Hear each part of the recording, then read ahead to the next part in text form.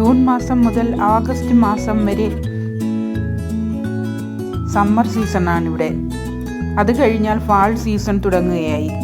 Fall സീസണിൽ ഒരിക്കൽ പോലും എനിക്ക് കാനഡയിൽ നിൽക്കേണ്ടി വന്നിട്ടില്ല.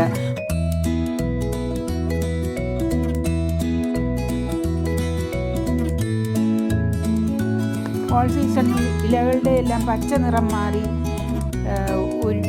പല കളറിലുള്ള ഇലകളായി തീരും. ചുവപ്പ്, മഞ്ഞ, ബ്രൗൺ, ഓറഞ്ച്, ഈ കളറുകളെല്ലാം നമുക്ക് കാണാൻ കഴിയും. അത് വളരെ മനോഹരമായ ഒരു കാഴ്ചയാണ്. ആദ്യമായിട്ടാണ് ഞാൻ ഈ കാഴ്ച കാണുന്നത്. റോഡെല്ലാം വെജനമായിരുന്നു. കാരണം കൊറോണ കാരണം അധികം ആൾക്കാരൊന്നും റോഡിലൊന്നും കാണാൻ കഴിഞ്ഞില്ല. എൻ്റെ മകൻ പറഞ്ഞത് ഈ സീസണിൽ ധാരാളം ആൾക്കാർ പുറത്തൊക്കെ നടക്കുന്നത് കാണാമെന്നാണ്. പക്ഷെ ഇപ്പോൾ അധികം ആളുകളെ കാണാനില്ല. എത്ര മനോഹരമാണ് ഈ കാഴ്ച!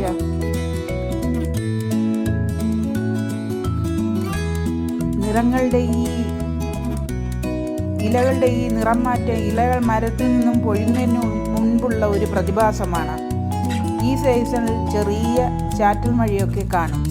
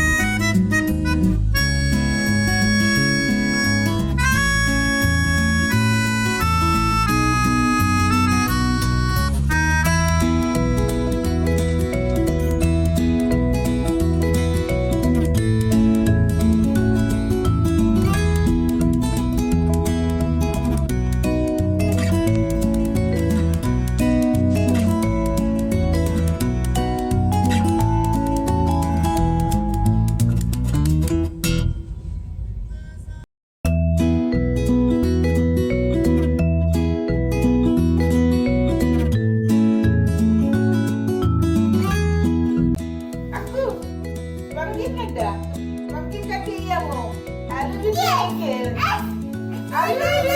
Are you ready? Yes, it's so ready. Yeah! Chibi and Mini right.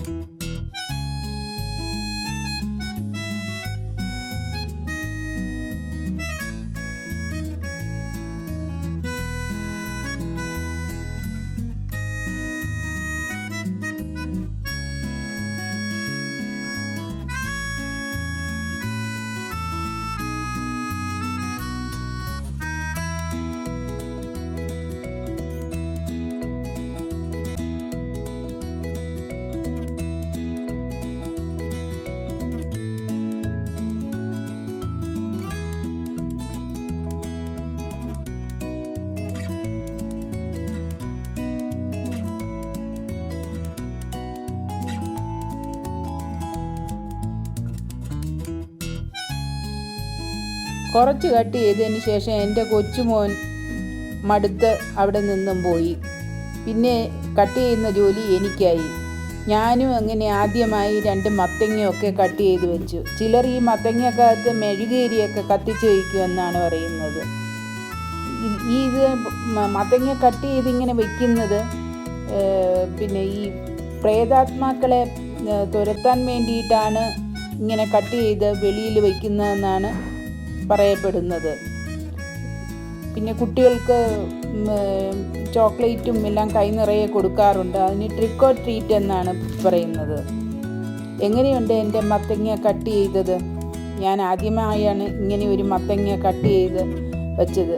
ഇതാ 2 മത്തങ്ങ കട്ട് ചെയ്ത് വെളിയിൽ ഇങ്ങനെ വെച്ചിട്ടുണ്ട്.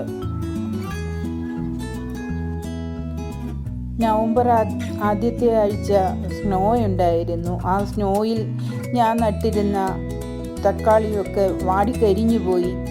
ധാരാളം പച്ചത്തക്കാളി ഉണ്ടായിരുന്നു. പഴുക്കട്ടെ എന്ന് പറഞ്ഞ് നിർത്തിയതാണ്. അവയെല്ലാം ഉപയോഗിക്കാൻ പറ്റാത്തതും ആതിരി വാടിപ്പോയി. എങ്കിലും കുറച്ചൊക്കെ കിട്ടി. എനിക്കതൊരു ഭയങ്കര വിഷമമായിരുന്നു.